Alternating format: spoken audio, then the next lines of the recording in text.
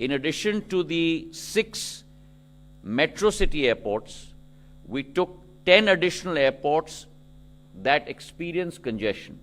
And those very clearly were Bhubaneswar, Chandigarh, Goa, Patna, Jaipur, Guwahati, Lucknow, Ahmedabad, Trivandrum, and Kochi. So 16 airports in total were taken on board on the 12th of December. And we started working at what the causes for congestion were.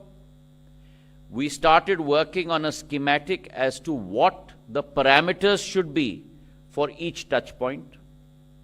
And post our initial exercise, we had a meeting with the Home Minister, and along with him, we decided that we must have international benchmarks that are put in place in terms of capacity at each one of these touch points. 3 or 4 very clear causes came out in terms of what the reasons were for this. The first was the issue of lack of sufficient airport infrastructure.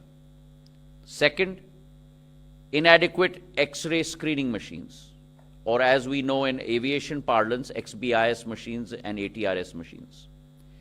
Third, inordinate bunching of flights during peak hours, creating that peak hour congestion, which is beyond the capacity of the airport. Fourth, inadequate amount of manpower with regard to security as well as immigration.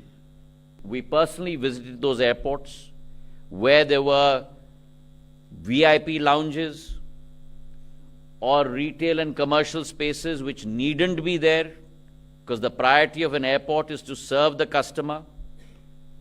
We made sure we broke down VIP lounges, we removed retail spaces, and a case in point for you is Delhi Airport, where after the removal of the VIP lounge, 5 X-ray machines were placed in that particular area, which eased congestion tremendously. And therefore, through all of these processes and the use of DigiYatra, we brought in place DigiYatra at 5 airports initially, all metro airports apart from Chennai. We then increased it by another 8. Today, DigiYatra is working across 13 airports in India.